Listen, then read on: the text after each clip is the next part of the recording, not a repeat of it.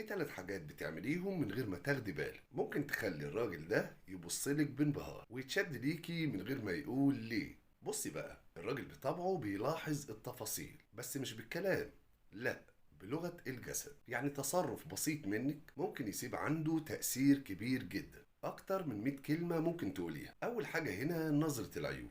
يعني لما تبص ليه وهو بيتكلم نظرة فيها اهتمام وهدوء، وده بيديله إحساس بإنك إنسانة بتقدريه، وده أكيد بيخطفه. بس خدي بالك هنا، بلاش التركيز بالعيون كتير عشان ما تتفهميش غلط أو يحس إنك متوترة أو يفهم حاجة مش كويسة عنك. تاني حاجة، طريقة وقفتك أو قعدتك. لما تبقي قاعدة كده فيها ثقة بالنفس، يعني ما يبانش عليكي بإنك قلقانة أو متضايقة، يعني مش مكتفة إيديكي وإنتي بتكلميه. ده طبعا بيديله انطباع أو إحساس بإنك واثقة من نفسك جدا. الحاجة رقم 3، ضحكتك الطبيعية. لما تضحكي من قلبك، ضحكة طبيعية مش ضحكة متصنعة، هتخليه يحس بالراحة معاك. ده غير كمان بإنه بيبقى شايفك إنسانة فعلا جذابة، مش بس شكلا لكن روحيا كمان. جربي الحاجات اللي قلتها البسيطة دي وشوف الفرق. لو عجبكم الكلام ما تنسوش لايك ومشاركة علشان غيركم يستفيد، ومتابعة بقى لو لسه ما تابعتنيش علشان اللي جاي إن شاء الله.